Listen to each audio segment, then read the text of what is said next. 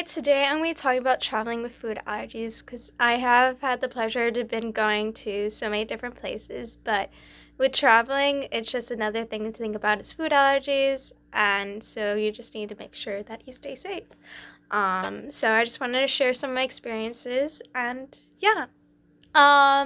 So with traveling, there's so many different forms of transportation, like driving, um, flying, or taking the train or whatever. So I have taken the train, so mainly to get up to college was the last time I took the train.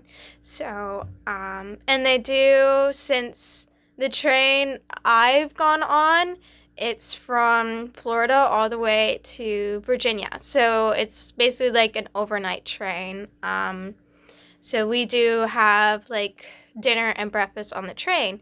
So I just need to make sure to call beforehand to be like, hey, do you know about my allergies? Just want to check to see if there's going to be something available for me.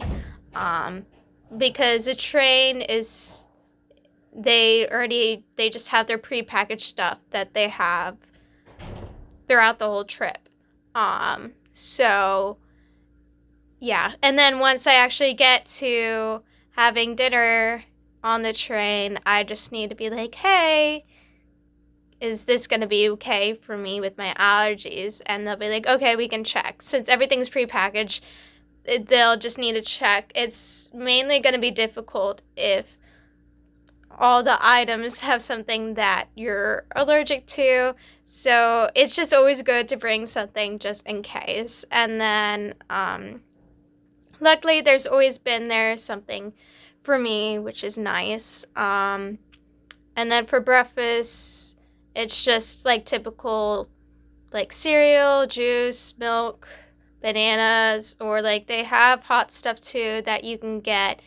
But that's been harder on my allergies to be like, can I have this? And then they're like, no. And I'm like, cereal is always a good option. They also have, I think, coffee cake too.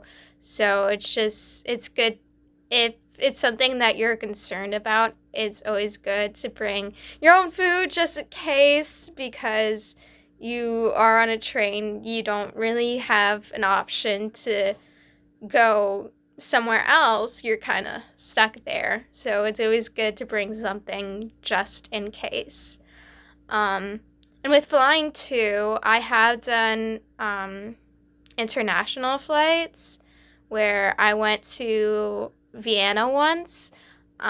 So we had like dinner and breakfast on the flight. So it's just something that I had to talk to my stewardess and be like, is this going to be okay with me for my food allergies? And similar to the train, it's all these items prepackaged already together. But yeah, but instead of it all being mixed together, it's sort of just all like on like a tray. And so they're like, okay, you can have this and that and that, and I don't know about that. Probably can't have that. So it's just like for me especially, I typically need to avoid the bread or something like that. And so it's always been nice that I can't have it, but I know some it might be harder for them. And what is good is that usually there's the food court in the airport that you can get food, which I've done that too. Which even on flights within the U.S., shorter flights, I have done that. And sometimes it's hard to find stuff that doesn't have my allergens. So it's just, you really just need to see what's there for you, and sometimes you just might need to pack your own food just in case. But with flying to foreign countries, that's something else I want to talk about, is dealing with food allergies in foreign country, especially if they speak a language you don't know. Because in Vienna they speak German, and I only knew like hello, thank you, and good morning. So I couldn't talk about my food allergies in German, but though many people in Austria do know English too, which was helpful. But always, as someone with food allergies, there was always that fear of like, I'm not sure. So I always try to double check and be like, are you sure this is okay? And like at one point I literally brought up Google Translator and they're like, we don't need that. And I'm like, okay, you sure what I'm talking about? I can't have this. And so luckily I've been fine in foreign countries because they have um known English. So I feel like it would have been more of a challenge for me if they didn't know any English at all, because then at that point, I would need to make sure that I knew how to say what I needed to say in their language to be like, okay, I'm allergic to this, this, and this. Do you have any food for me that I can have? Is important if you do plan on foreign travel, just in case to be safe. Um, I have done cruises too, where, but with cruises, I always make sure that before I go on the cruise, I tell them about my food allergies, and then when I board, I talk to the maitre d', be like, okay, these are my food allergies, and then typically they're like, okay, just, put in your order for the dinner the night before and we'll make sure it's all safe for you. And then like breakfast and lunch you can do like the day of, and just tell people your allergies and we'll make sure that it's safe. And so that's been great.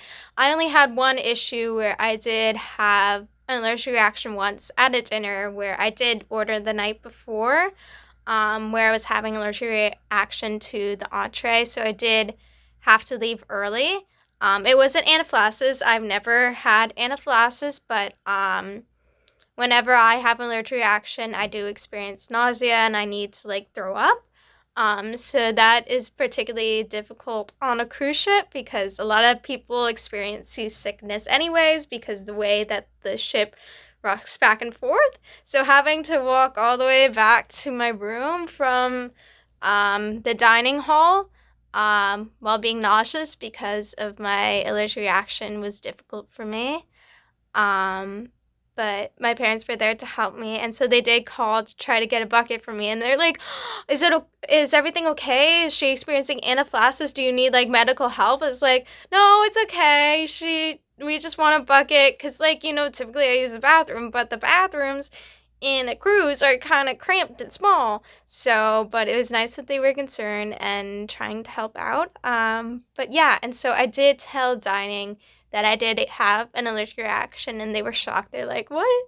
It should have been fine. Like, we checked everything. And so I think that was mainly the fault of, because during COVID, companies weren't required to change the ingredients list if they made any changes unless like it was in the top 8 food allergens, which one of my allergens is sesame, which is the top 9, which didn't get added until later.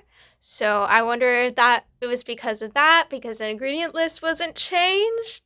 But I don't know. But yeah, so that's my experience traveling with food allergies. I hope you all be safe. Bye.